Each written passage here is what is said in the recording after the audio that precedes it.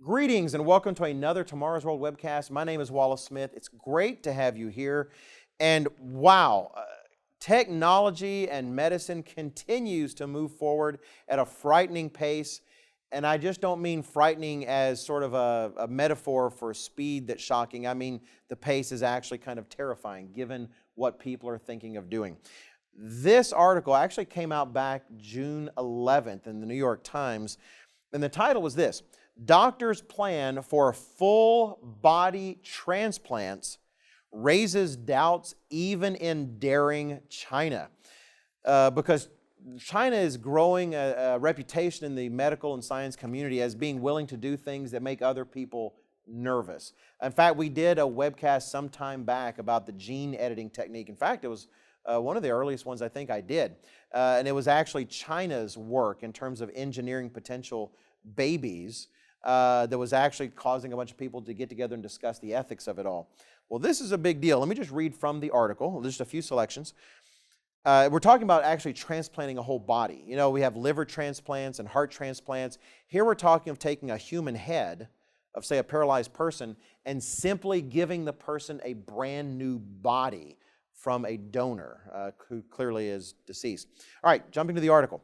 It says the idea for a body transplant is the kind of thing that has experts around the world alarmed at how far China is pushing the ethical and practical limits of science.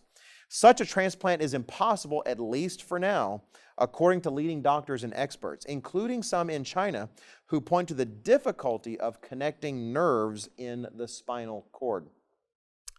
They point out the surgeon in this particular case, an orthopedic surgeon named Dr. Ren Xiaoping, and he actually is not new to the transplant game. He assisted in the very first hand transplant back in 1999. In an interview, the article continues, Dr. Ren said that he was building a team, that research was underway, and that the operation would take place, quote, when we are ready. So he sees no qualms about this procedure. They do point out elsewhere that other people are exploring the possibility. They mention a scientist or doctor in Italy. They mention some scientists in Russia. It does say they don't have any plans to carry these things out, and yet they're still doing the research. Another item from the article says Dr. Ren has experimented with head transplants on mice, but they have lived only for a day. He said he has also begun practicing on human cadavers, but declined to give details. Now, let me say, if you happen to look up this particular article, like I saw on online New York Times, they do show some pictures of the experiments with animals. And so I don't want you to see those pictures. I'll make sure our editors don't put pictures of those animals up. But he has done experiments with lower life forms. It says the doctor and his supporters say the operation could help people with potentially fatal diseases affecting body function, such as spinal muscular atrophy, as well as those with paralysis, like Mr. Wang, who is an individual they discuss in the article. The final comment I'll make from Dr. Ren, he says in an interview, I've been practicing medicine in China and overseas for more than 30 years. I've done the most complicated operations, but compared to this one, there's no comparison. He does admit this is a very difficult procedure, that possibly even impossible. But he says this, whether it's ethical or not, this is a person's life.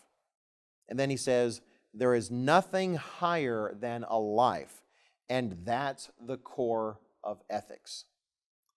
Now, like the one famous chef used to say, you know, sort of bam, you know, that's actually a huge statement there. Really, to me, that's the key of the entire article.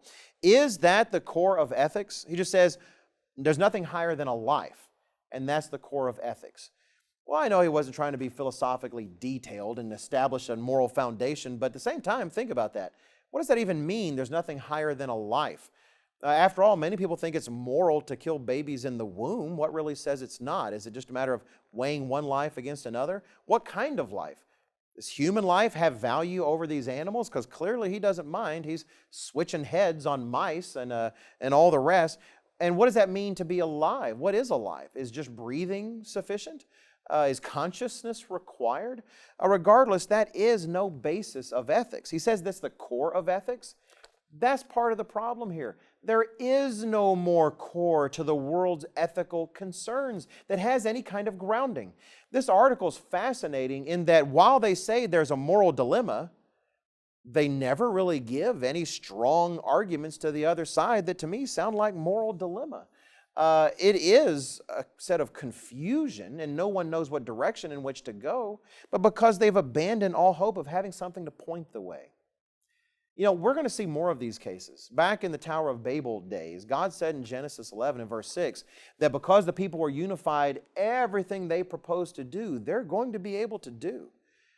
But we're living in an age when our technological capability is far outpacing our moral maturity.